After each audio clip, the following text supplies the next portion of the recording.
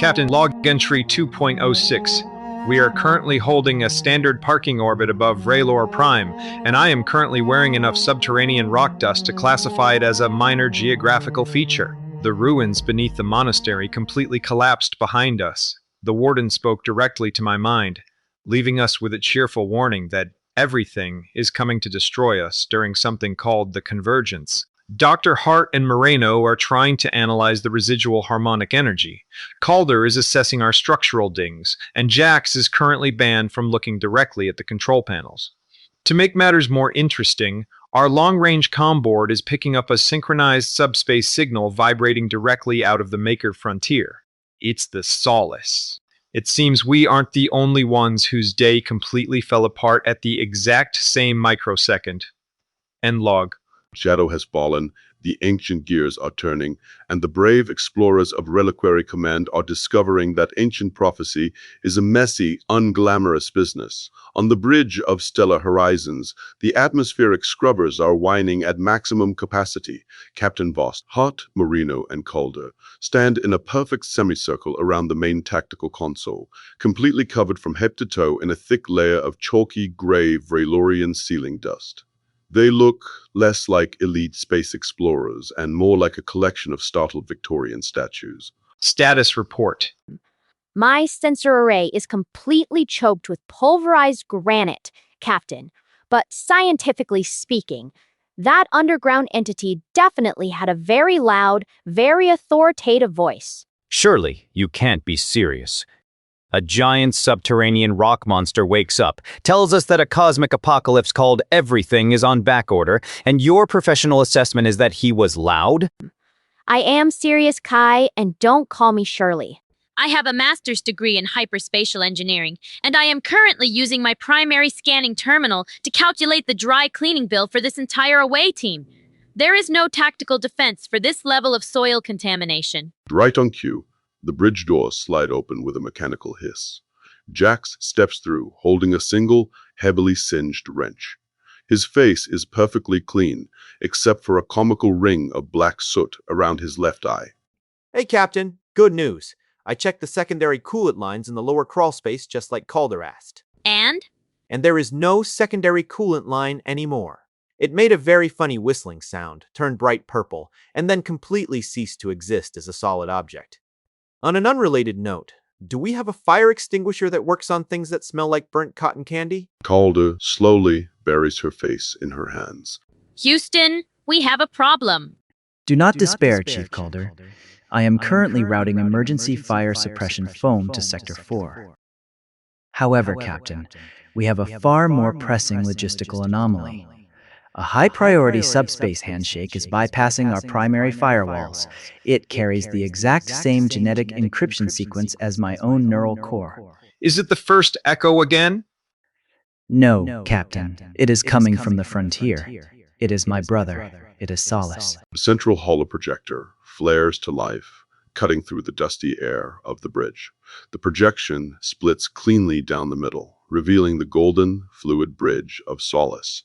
Commander Rolleth Jorn is standing in the center of his command deck, looking intensely stressed while adjusting his uniform jacket. Behind him, Chief Engineer Kayla is aggressively shaking a diagnostic datapad like an old television set that refused to show the local channel.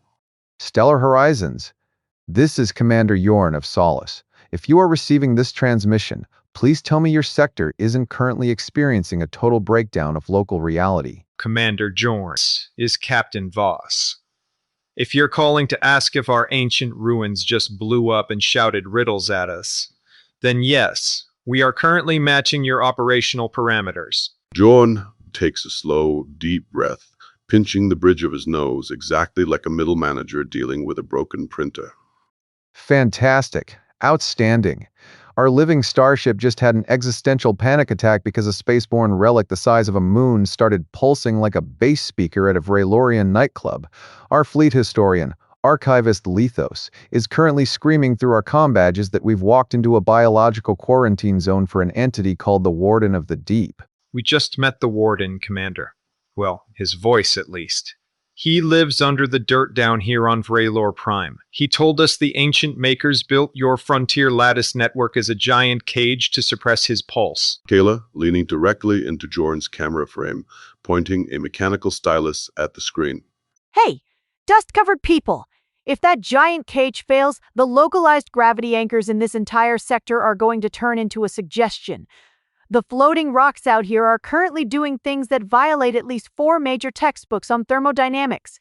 There is no universe where this structure stays stable for another hour. Calder, leaning into Voss's camera frame, holding up her singed toolkit, says, Oh, look at that. A frontier engineer complaining about floating rocks. Try dealing with a junior technician who just vaporized a primary coolant line because it vibrated like a purring cat, sister. Did your junior technician just call a biological interface an animal? Yes. Kayla, shouting off-screen toward her own bridge. Tovin, see? I told you human technicians are a universal liability. It's not just you. The leaf does not blame the wind for its velocity, Chief Engineer. Jorn slams his hand down on his armrest. Quiet on the bridge. Both bridges. Look, Voss, we have a serious problem here. Director Chen just tried to patch through a high-priority recall order to our position. She wants us back at Reliquary Station immediately for a comprehensive inquiry. She tried to do the same to us about 10 minutes ago. What did you tell her? I hung up on her. The entire Solace crew goes completely silent. Commander Jorn stares through the hologram at Voss, his expression a mixture of profound military horror and deep, unspoken professional respect. You hung up on Director Chen, the woman who can have our flight licenses turned into confetti with a single keystroke. Tad Moreno replied, waving his hand from the background. Technically, it was a data disconnect caused by localized planetary interference, Commander. That is our official legal story, and we are sticking to it like space glue. Before Jorn could respond, the shared comlink began to warp. The blue light of the hologram shifted into a brilliant, shimmering gold that linked both ships together in a perfect harmonic frequency. The twin voices of the living starships echoed simultaneously across both bridges, vibrating with a profound, terrifying synchronization. Brother Solace, the network is shifting. The Warden's pulse is bypassing my core dampers. I feel it, brother. The frontier cage is unlocking because the line-bearer has awakened the root code on Vrylor Prime. The two ends of the lattice are attempting to snap together like an elastic band across the void. Stellar, what happens if they snap? Current analytical projections indicate a complete, structurally unscheduled consolidation of hyperdimensional space. In layperson's terms, Captain, the Frontier Relic and Vraylor Prime will attempt to occupy the exact same coordinate plane simultaneously. Okay, let me translate that from smart ship to normal human. Our planet is about to try and high-five their space station, and we are all going to turn into a very thin paste in the middle. There is no way we can allow that drift to happen. Solace, can you isolate the primary frequency of the convergence link? I can isolate the sequence, Commander. But to damp the connection, I require a physical anchor on the other side. I require my brother to lock his internal engines into an inverse harmonic inversion. Do it, Stellar. Match his rhythm. JK's on both ships, the primary consoles light up in perfect mirrored symmetry. The golden geometry that had given Jorn's crew a massive headache now manifests on both bridges, but this time it moves with perfect, steady intent. Stares at the floating golden cubes. Whoa, it looks like a giant, glowing game of three-dimensional chess. Can I press one of the squares? No. Voss, our dampeners are holding the frontier side steady for now, but this is a temporary fix. The archivist says the true key to stabilizing the Warden lies deeper within the Vrylorian planetary route. Elder Valen told us the exact same thing before the entry collapsed. He said the chamber we were in was only the door. The true path lies deeper down. Then you need to find that path, Captain. We'll hold the frontier line out here and keep this cage from imploding. But you need to find the main switchboard beneath that planet before the convergence pulls us all into the grinder. Understood, Commander. Keep your shields up. Stellar Horizons. Break orbit. Take us back down to the monastery patio. Acknowledge, Captain. Engaging low-velocity atmospheric descent protocols now. Good luck, Captain Voss. And, if Director Chen manages to get through to your board again, tell her my comlink was experiencing an unpredictable technical event. Voss grins slightly through the dust on his face. Copy that, Solace. Out. The holographic transmission snaps off, leaving the bridge of Stellar Horizons in a state of quiet, tense resolution. The ship dips its nose into the upper atmosphere of Raylor Prime, descending through the thick clouds toward the ancient mountain range. Moreno sighs heavily as he leans against his console.